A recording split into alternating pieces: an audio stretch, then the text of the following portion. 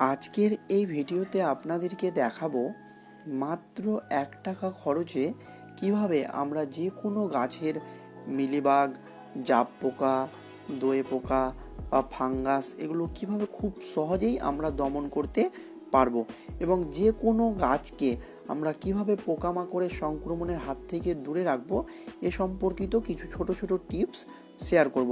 কারণ আমরা আমাদের গাছে যদি বিভিন্ন রকম কীটনাশক প্রয়োগ করি তাহলেই কিন্তু আমাদের গাছগুলোকে পোকামাকড়ের হাত থেকে বাঁচাতে পারবো না। অনেক সময় দেখবেন কীটনাশক স্প্রে করার পরেও আমাদের গাছে মিলিবাগ বা জবা গাছে এরকম ফাঙ্গাস লেগে যায়। এছাড়াও ল্যাদা পোকার আক্রমণ হয় এবং আমাদের লঙ্কা গাছের পাতা কুঁকড়ে যায় এবং ভালোভাবে লক্ষ্য করলে দেখতে পাবেন আমাদের লাউ গাছে এরকম হলুদ হলুদ স্পট পড়ে যায় ফাঙ্গাসের কারণে এবং কীটনাশক স্প্রে করার পরেও ভালো কাজ হয় না বা আমাদের গাছে ভালো পরিমাণে ফুল ফল হয় না এবং পোকামাকড়গুলো দূর হয় না।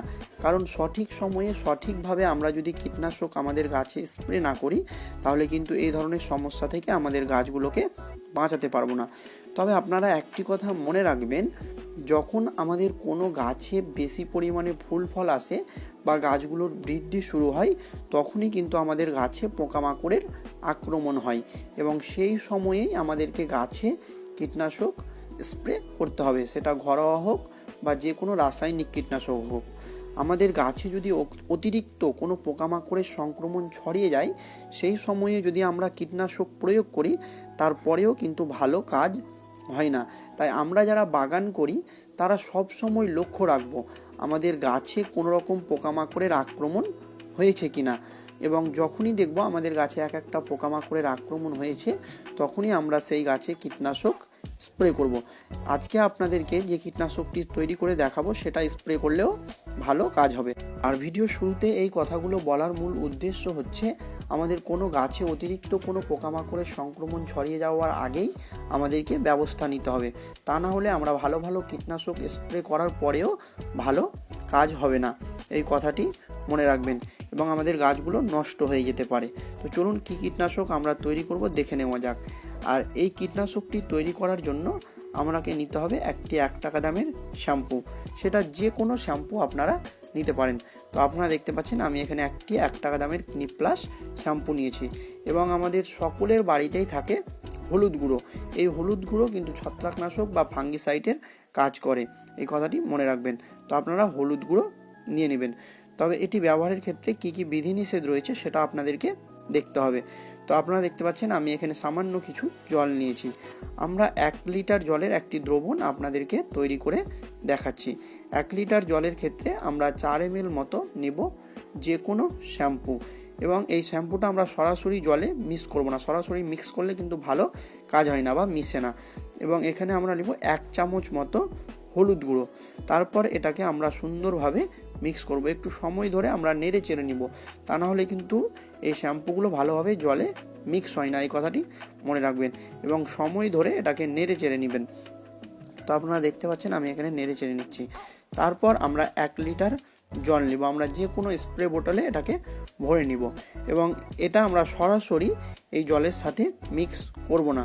কারণ অনেকেই অভিযোগ করে এই হলুদ গুঁড়োর কারণে স্প্রে মেশিন খারাপ হয়ে যায়। তাই আমরা এই হলুদ গুঁড়োটাকে সুন্দরভাবে ছেঁকে নিয়ে এই জলের সাথে মিক্স করব। তো আপনারা দেখতে পাচ্ছেন আমি কিভাবে ছেঁকে নিচ্ছি, এইভাবে আমরা ছেঁকে নেব, তাহলে কিন্তু আমাদের স্প্রে মেশিনে এই হলুদ গুঁড়ো আটকে যাবে না। তবে যেগুলো উন্নত মানের স্প্রে মেশিন সেগুলোতে কিন্তু আটকে যায় না, এই কথাটি মনে রাখবেন। তবে ছেঁকে নেওয়া উত্তম। ছেঁকে আমরা সুন্দরভাবে এটাকে মিক্স করে নেব এবং এগুলোকে ফেলে দিব। তারপর আমরা এটাকে ভালোভাবে নেড়ে চেড়ে নেব এই স্প্রে বোতলের ভেতরে এবং বোতলটিকে আমরা সুন্দরভাবে ঝাঁকিয়ে নিব এবং আমাদের যে কোনো গাছে আমরা এটাকে বিকেলবেলা স্প্রে করব। তো আপনারা দেখতে পাচ্ছেন আমার এই আলুর গাছগুলোতে জাব পোকার আক্রমণ হয়েছে।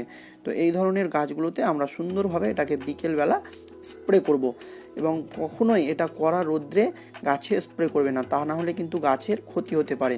এবং আমাদের জবা গাছে যদি এইরকম ফাঙ্গাস দেখা যায় বা মিলিবাগের আক্রমণ দেখা যায় তার উপরে আমরা এটাকে সজোরে স্প্রে করলে খুব সহজেই এই সমস্যা থেকে আমাদের গাছগুলোকে বাঁচাতে পারবো এবং ব্রাশ দিয়ে আমরা সুন্দরভাবে আমাদের গাছগুলোকে পরিষ্কার করে দিব।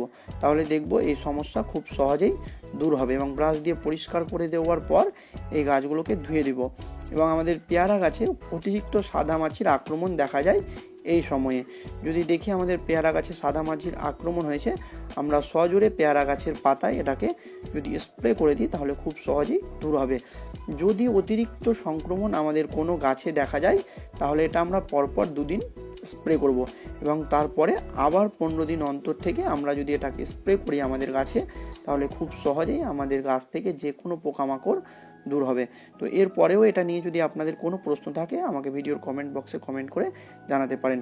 আপনাদের গাছের যে কোনো সমস্যার জন্য যুক্ত হতে পারেন আমাদের ট্রি টিপস ফেসবুক গ্রুপের লিংক ডেসক্রিপশন বক্সে দেওয়া রয়েছে। ভিডিওটি শেষ পর্যন্ত ধৈর্য সহকারে দেখার জন্য ধন্যবাদ।